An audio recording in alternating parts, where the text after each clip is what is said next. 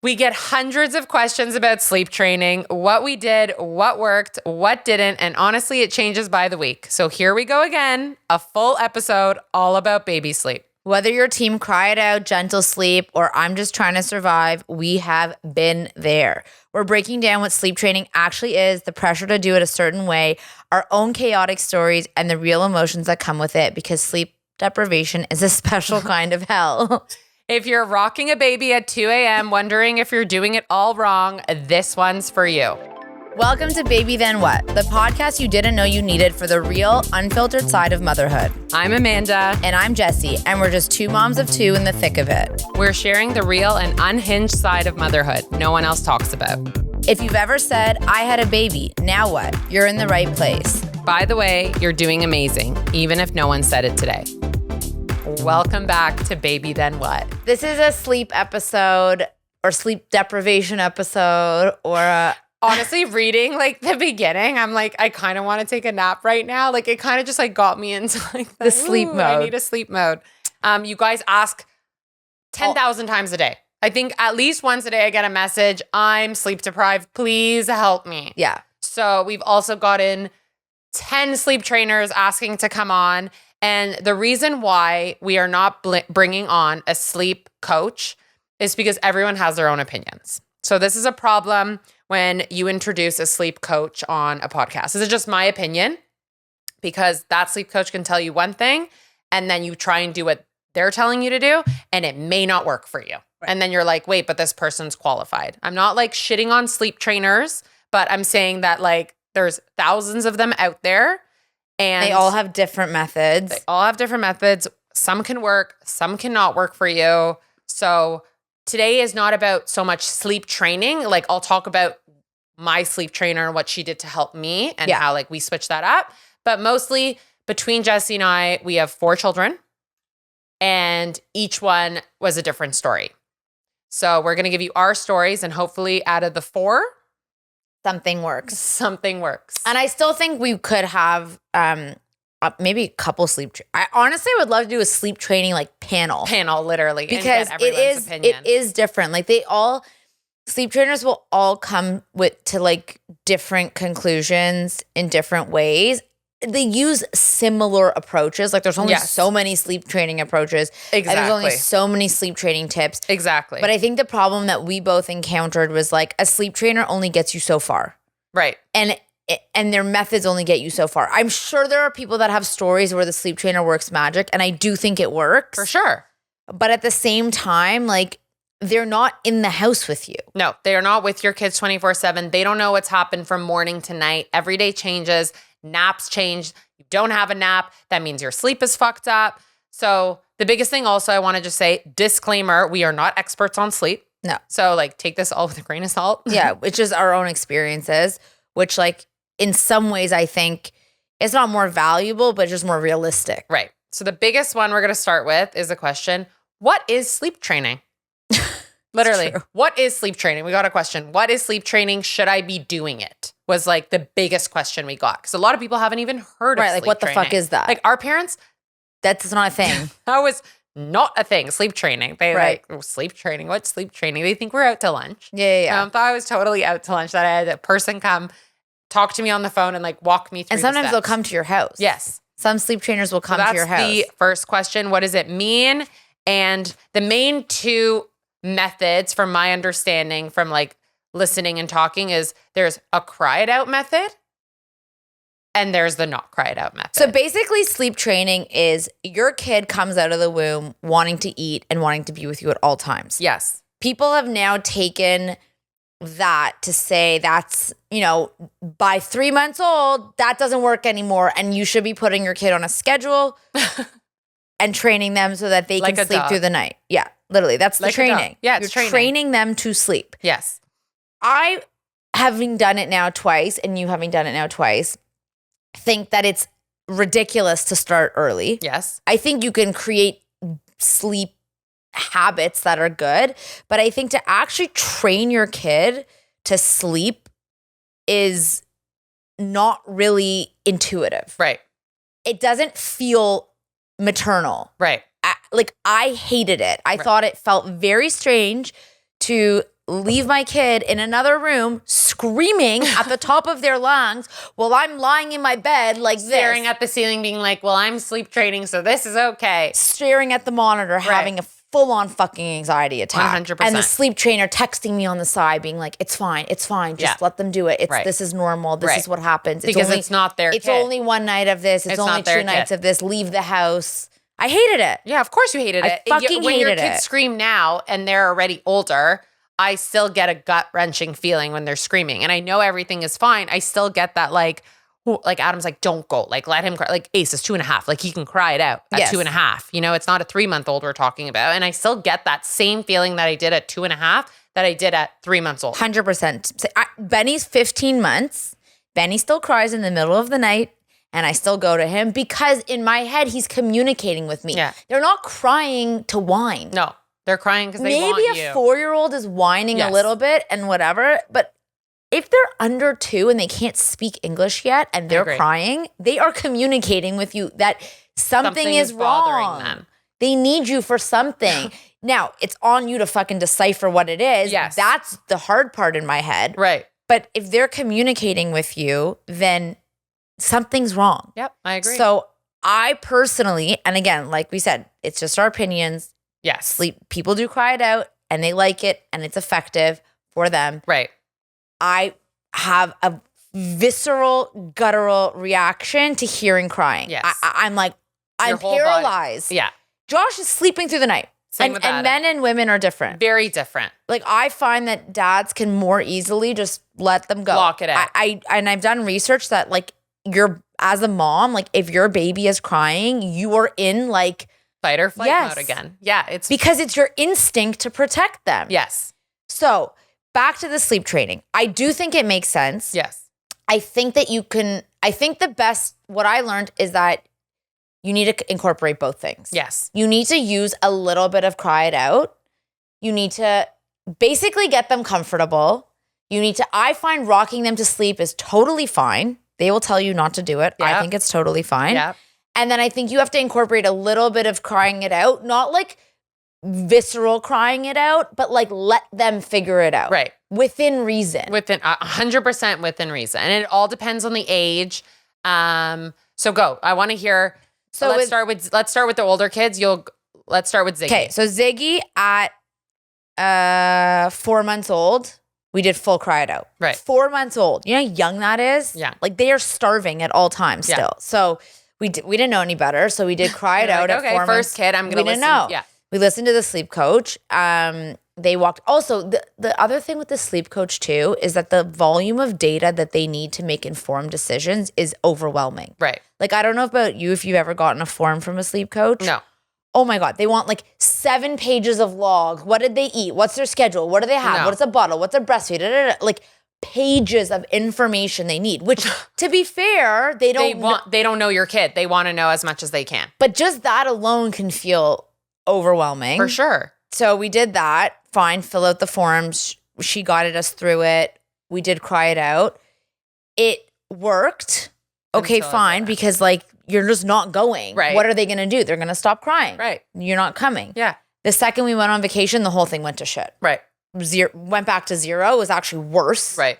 Because he was on a terrible schedule now. Then we tried a different sleep training at 8 months, which was more like, you go in the room and then you sit with them. And then the next night you sit at the door. And then the next night you like go outside the door and you wave to them. And then you change the color of the lights to be green as sleep and red. He's 8 months old. I know. This is insane to me when you think about it. It's insane. He's a baby. It is. He doesn't fucking know the color of the lights. Like, it's like. So we did that. That was a disaster. Reverted back. I think it worked for like a couple months, and then it was like, I'm still laughing. Then I start getting in the crib with him. Yes, because then at one point the transfer becomes the problem. Yes. Right. So they're sleeping on you. You transfer them. They wake up. They freak out. Yes. So then we converted him. Then I started getting in the crib with him, putting him to bed. Then we found this like child psychologist sleep lady, which, to be honest, actually gave the most informative info of She was like, your sound is driving him nuts. I'm like, you know I what? 100% agree with that. Like all this, like, It drives me nuts. right. Whenever I had to go into that fucking room and I heard that sound, I'm like, I'm having anxiety with this sound. It's terrible. Turn it off. And then when you turn it off, you're like, But some kids like it. right. It's So, trial and error. yeah, that's the biggest thing. And then she was like, do pink noise or brown noise, Right. not white noise. I was like, what's the difference of the noises? She's like, it's a lower decibel, less irritating. Right. So that worked. Okay. Pitch black, no night lights. Right. Also worked. And at a certain age, which I think was around 2, that's when she wanted us to do the checks. So Right. like you go in for 1 minute and you leave. You're right. And you go in for 1 they minute and you see leave. that you're So there. you're conditioning them that we're coming. You call me, I come. Yeah. You answer. Her biggest thing was you answer their call. Right. If they scream for you, you walk in that room right away. You say, I'm here. You're safe. And you get the fuck out. Right. And that was the most effective thing. Right, because they know you're not leaving them. When they're crying for 30 minutes, they think you've left them. Forever. So sad. They think you went to China. They No, don't know literally, where you they went. don't know where you went. Gone. You're gone to the other side of the world Yeah. for all they know. Actually, though. No, it's really sad. So, but this was an age appropriate thing. Yes. At 2, this was effective because Yes. their brain can understand what is Right. going on. At 8 months old, it's way worse. I would not do that method No. back then. No. At 8 months old, you either have to leave them for like a good 20 minutes to like Let figure them it cry out. it out, right? Like They're also learning to soothe themselves. exactly. So you have to give them a chance. Right. And then I find that if they don't do it by 20 minutes, You then go you in. go in. Yeah, I agree. Even like 15. I agree. So at 2, the most effective for me was the in and out fast. Right. And then after like a week of that, he was like, Good. I know you're coming. I know you're coming, so I'm going to be okay. You answer their call. Right. That was the best advice that someone gave to me. You Right. answer their call and teach them that you will come to their room if they call you and they test you, and eventually They'll be like, okay, if I really need mommy, she's going to once come. you pass the test, She's you're gonna come. golden. Done. Okay, so that's Ziggy. Yeah. Arlo, different story completely. So Arlo sleep training worked at Right. 3 months. So You I'm going did to give cry you it the out. So Arlo started, at 3 months. We got a sleep trainer to come. And for 2 days, she told us to go out. I got this, and he's going to cry it out. And I wasn't there. I remember sitting at a restaurant, like watching the camera, and it worked for him. So for him, it worked. I wasn't there. So at one point, Adam told me to just turn off the camera. So I kind of was like out of sight, out of mind. And for me, that worked. If I didn't have to hear the crying and the listening, it was fine. It was terrible. So for to experience Arlo, that worked for 2 days. At 3 months, Arlo was sleep trained. That's But crazy. then, as another sleep trainer came in and said, your luck ran out. And my luck did run out. And then we had serious problems. He was crying every 5 seconds. This was right before we transferred him from crib to the bed. So around two, I'm not sleeping, crying every 5 seconds. We put him to bed, back and forth, everything. Like we basically gave up. We're like, we need help. Like we're not sleeping. Every 20 minutes we were in there. He was in a crib. We were not sleeping in the crib. Adam and I can't fit in the fucking crib. Right. We're way too long to fit in that fucking crib. Yeah, to like I'm sleep. short. You're little. Like you can, like it's not comfortable for us to be in there. No, I don't. So she said the exact same thing as you. When he calls, you're going. But then it just kept going. Like he kept calling. Also, we're on different floors. We're running up and down these fucking my stairs, God, up and down these fucking stairs. And then finally she goes, you're going in. He's smart enough and you're going to tell him if he doesn't go to sleep now, like I'm not coming back. So she kind of did a little bit of that scare tactic with him. And he would tantrum. He would throw his pacifier out. He'd throw his pillow out. All the bears, everything was out because that was attention seeking. He was like, well, if I throw all my shit out, Yeah, they'll come They're back. gonna I come remember back. Zig used to throw all his shit out. they're too. going to come back. So the first time we went in and I said, I'm going to put all your stuff back in. But the next time you throw it out, I'm not putting it back in your crib and you're going to sleep like that without anything. So of course he did it. He threw it all back out. And I'm texting the sleep coach being like, my kid's not going to sleep now. Like, how is he sleeping without a pacifier, without a pillow, without all his stuff? He's like, he's not doing it. Because he's 3, right? At This was point? at 2 and a bit. Okay. 2.5. Yeah, this is 2.5. So Arlo was fully sleep trained at 3 months, and my luck ran out at 2.5. So I had a big chunk of that kid sleeping at 7 p.m. every day. I had That's no crazy. problems with him. Never had that. And basically it worked until he fell asleep standing. So he would cry and then moan. And then at one point he just stopped crying and he fell asleep standing on the crib. And from that moment on, that was it. It's crazy. That was it for Arlo. Now he's 4. We're not going to totally jump the gun. We'll go back to like the little ones, but now he's 4. He's in a bed. The beginning of the bed is also a little bit different, but I feel like for this episode, it should be more like baby sleep, like crib. Well, like the toddler's separate, but sleep, it's all waves. It's all waves. It's a season. Every chapter, every kid is different. So that's Ziggy and Arlo. And now let's jump into Benny.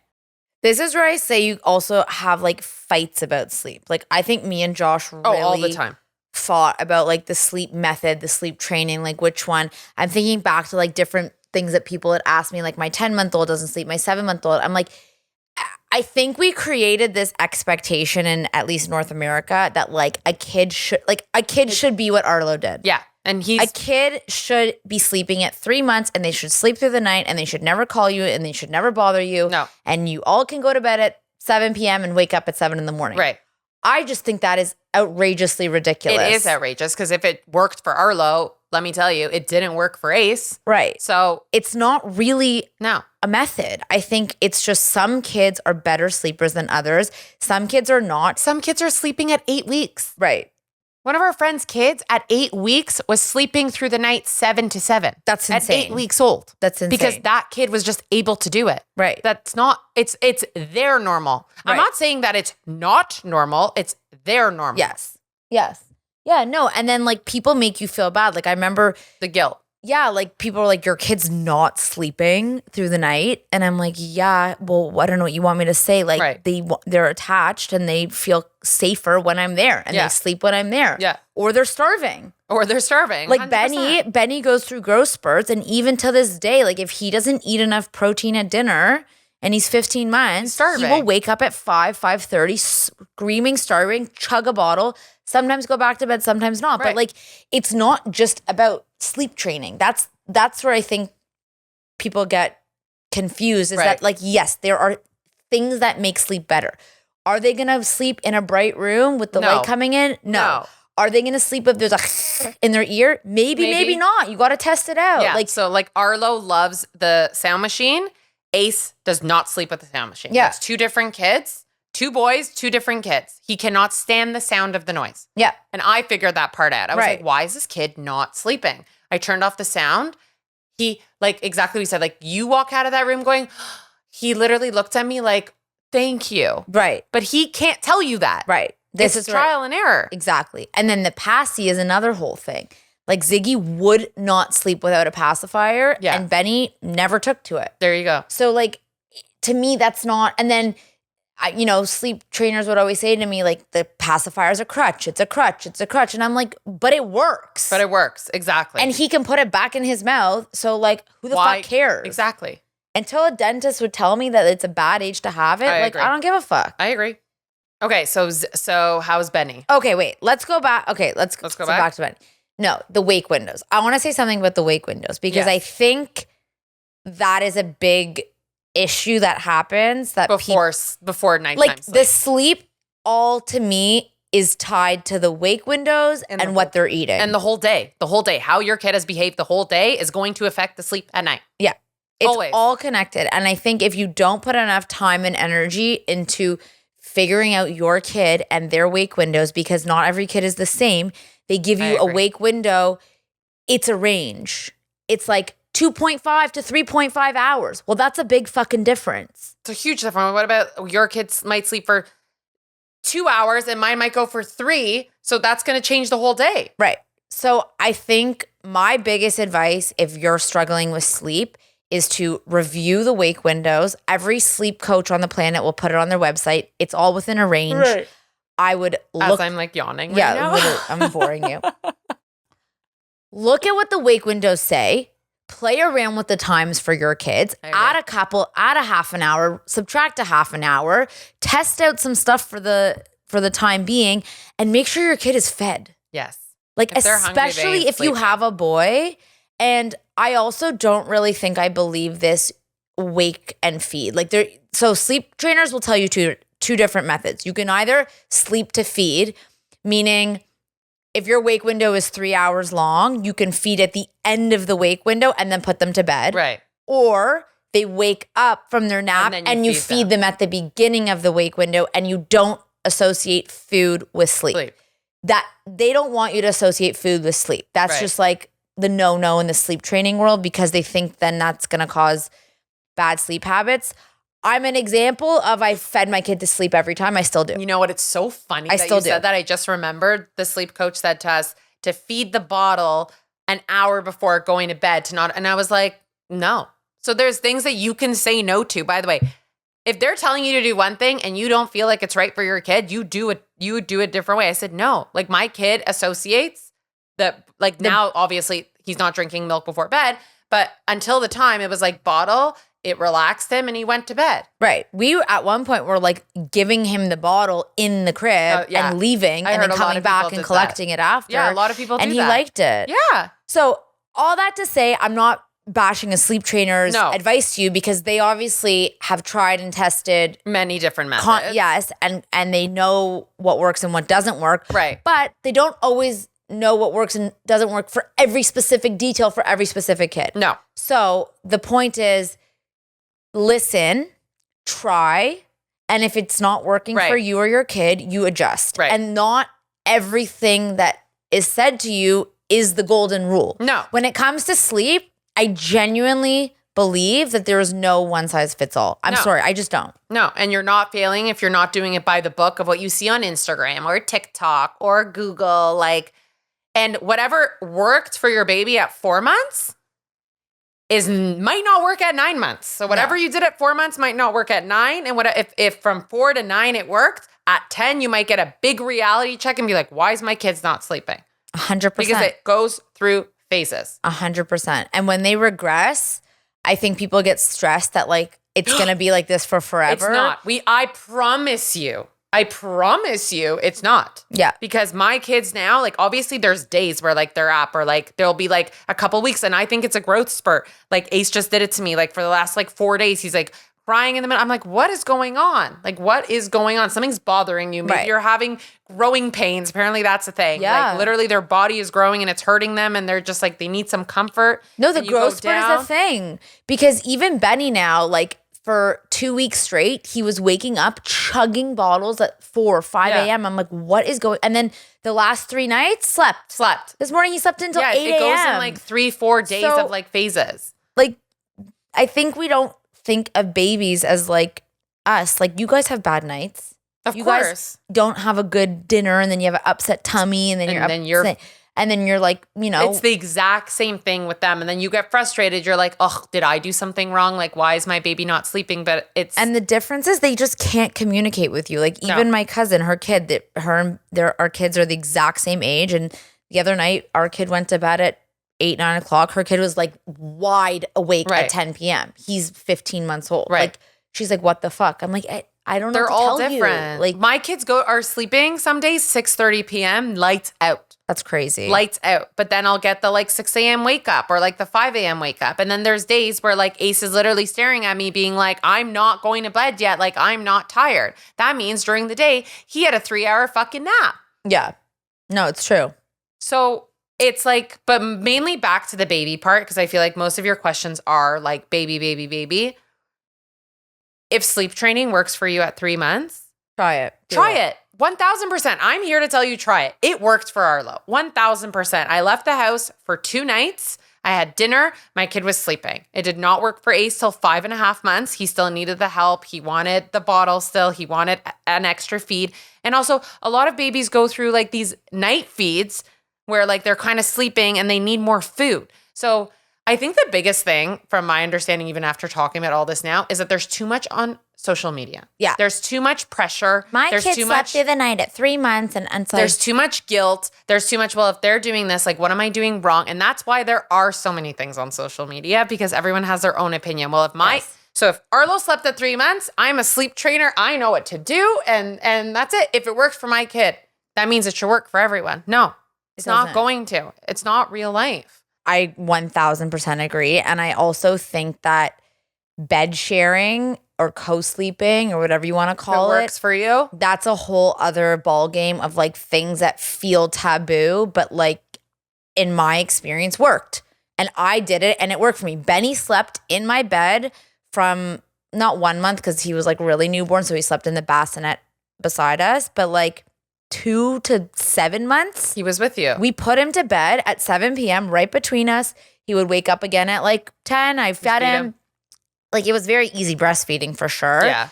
And then at a certain point, we transitioned him to the crib. And like, again, that could feel scary. Of course. Because you're now doing something else. But there's no linear path and there's no one size fits all. And like, I think parents get so desperate with like not sleeping. And I feel because I was there and I know it happens. And I've like, you'll do anything. You'll literally do anything. Like when you're at one point I was willing to pay thousands of dollars to get my kid to sleep. Yeah. Thousands. And truth be told, I go back to what I said before. You need a mix and match. Like there was one point when Benny was sleeping and he was up all night, not sleeping. At one point he was like wide awake, like playing with me. And I was like, I'm going to fucking kill you.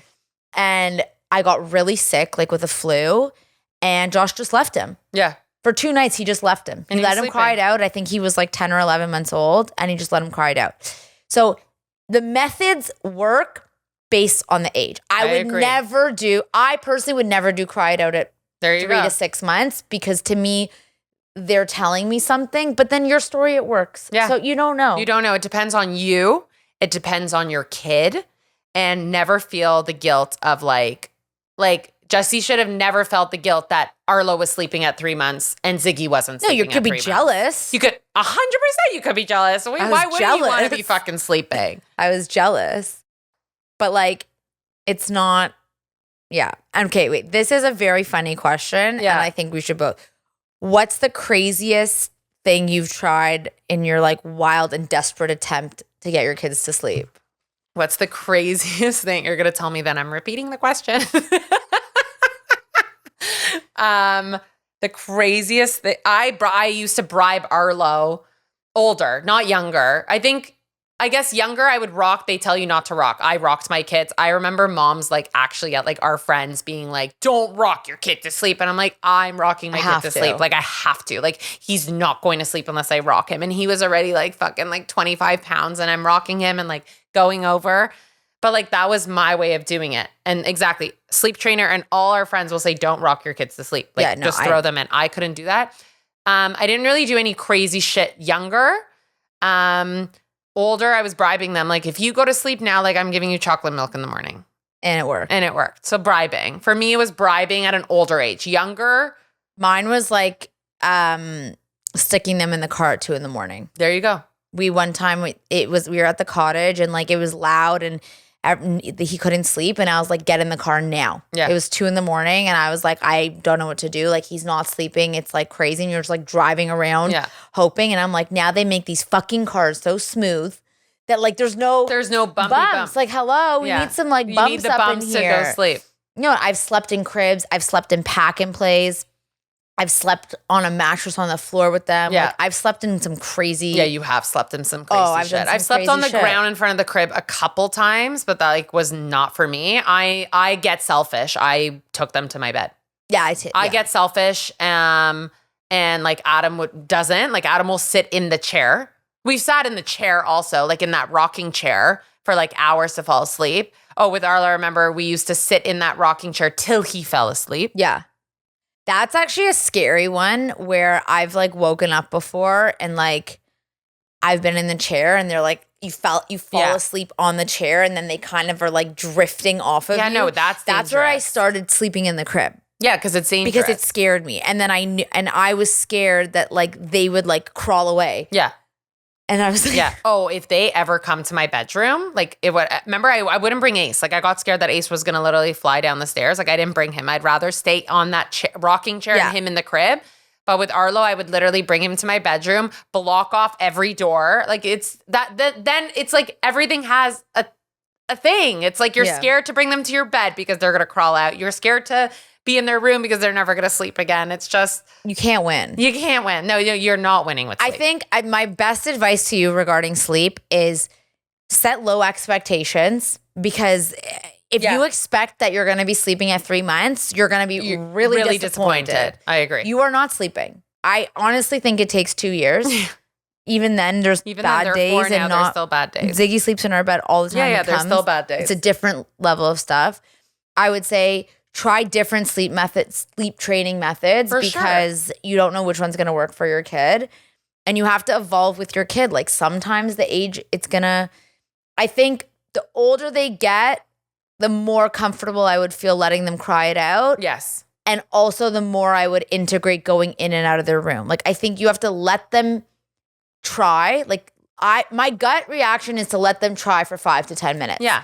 If they're still going strong, I'm going in. you're going in. I agree. But like if you go in right away, you don't even give them a chance to figure it out. And sometimes they do to soothe themselves. and they figure it out. Yeah, of course they figure it out. Yeah, they really do. Of course they figure it out. Oh God, this gives me anxiety just thinking about it. No, I know. Sleep is a big thing. And you can't function if you don't sleep. You can't function if you don't sleep. You're miserable. I snap at Adam. Like the days that I didn't sleep and I was downstairs or here, I would snap. I'm like, I don't want to talk to you right now. Like, and women need more sleep than men. That is a verified fact. And we get less. Women definitely need more sleep. So he's been pretty good with that aspect when they were younger. Yeah. I'm like, you have to go deal with it. Like if I wake up tomorrow without sleep, like I'm not going to function. Yeah. No. So we get the desperation. 1000% we get the desperation. But the good thing I could tell you is Arlo is now 4 and Ace is 2.5. And I definitely don't have as much like sleep deprivation. Right. Like, they are sleeping. They are older. So it does end. Yeah, it does But end. it's not a final ending. Yeah. It's waves. So by the way, when they're 7 and 8, they could also have a couple nights that are off. So it's normal life. It's just normal. And I know, I completely agree. And I think if you're going to use a sleep trainer and spend the money on it, which in some cases I do think it's worth it. Right. I would do your research. I would understand the methods that sleep trainer uses before you start working with them. Right. I would ask for examples of things. I would see if they have any testimonials from other families, because every sleep trainer is going to be different. They're going to have different methods. They're going to have different styles. And I think, to be honest, I would maybe test out a couple different styles yourself and then work with a sleep trainer to say, I think this is the right one method for my family. Help me come up with a schedule. Because, and to be honest, a sleep trainer should be helping you with a 24-hour schedule. Yes. If they're just helping you for the night, that's not a good sleep trainer. No. They should be doing a full schedule. They should be helping you with what to feed your kid. They should be helping you with the times, the bottle amounts, I agree. the schedule. I use, because it's not just nighttime. No, it's an all day thing. Like I spoke to one and she was like, your kid's not eating enough protein, therefore they're not full. And I'm like, oh, I wouldn't have known that. Yeah, I wouldn't have known that. And like different ones will give you different tips. And it's the thing with a sleep trainer is it's kind of hit or miss. That, and I want to say that you can have a sleep trainer, let's say like how I did with Arlo at 3 months, but at 6 months, whatever you did at 3 months with that sleep trainer is going to be a completely different thing that you're going to do at 6 months. So just always remember that fact, that or 6 months or at 2 years, a sleep training at 3 months and 2 years is completely different. Yeah. If anything, I would recommend trying to like do like a course. Just literally get the information. You do the sleep training course yourself, so you get the information. Yeah. Is that what you're saying? Yeah, or if a sleep trainer offers some kind of like information packages, right. Like without even the coach portion of it. Right. And like you just want to pay. Like there was this app that I found that was like you could just input your information. I think it was like $50, and it was not like a sleep trainer, but it was like a sleep training guide, and you had to read the information yourself. That's a good idea yourself, too. But at least it gives you like more longevity, and you know it's applicable from 0 to 5 versus like a 6 month point in time. So that was the whole thing, that every month it changes. Right. So sleep training I keep saying it, sleep training at 3 months, sleep training at 10 months, totally different thing. And a good sleep trainer will give you information for longer than just a period. Like make sure that they're giving you information from like whatever month age they are, add 1 year. Yeah. So that you're not just constantly in this like flux Messaging of being like, what like, the okay, fuck am I now what? doing? Yeah. You need information for like that longer period of time, and you need to understand how to shift your wake windows. And if you're in like big inflection points of like dropping a nap, adding like, you know what I mean? Things are going to change. Maybe those are good times to hire a sleep trainer to Right. help you through those transitions. Obviously if you're not sleeping through the night, that's huge. But like the internet, it's overwhelming. It's overwhelming. I get it. So you just gotta. And whatever it's hard. advice, like we can sit here and you can listen to our podcast and we'll tell you our sleep stories with our kids, and you'll talk to your friends or other moms. Like everyone's going to have their own story, but you still have to do the trial and error. You still have to do like the I could trial tell and error. Jesse every day, my kids are sleeping at 6:30. And sometimes you've done it where you've put them to bed at 6:30 and they're sleeping, but it doesn't fucking work every day. No. Because what your kid does during the day is different than what my kid's doing the day, what he's eating during the day, if he's napping during the day. Yeah. No, how much 100%. TV he had during the day, how much stimulation he had during the day. Yeah, it's too specific. But you can get tools and then you can employ those tools based on the age. That's my best advice is you have to gather the info, whether it's from a sleep course, a sleep trainer, other moms, friends. Whatever. Pull in the info and try it all. And then, you got to try it all. It's you got to try it all. Sleep is completely and it's a full-time job, which is maybe why you're on mat leave. Yeah, literally. This is your new job. Yeah. Literally. Well, I'm sorry if you're not sleeping because I've been there and I know it sucks and it gets better. It gets better. Just tell them it gets better. It gets better. It does get better. We promise you, but buy yourself a good coffee machine. I like crave that coffee in the morning. I'm like, it's like my treat of the night. We love you. You got this. Sleeping. You will sleep. You will sleep. One day they're going to be out of your house and you're going to be sleeping and you're going to be missing the fact that they're not calling you. Right? And yes. No, you're like 100% they're not crying and they're not going to be there and you're going to be like, oh my God, I slept all night. And like you missed that cuddle. But right now you don't. No, but one day you will. And that's it today. Bye. Happy sleeping.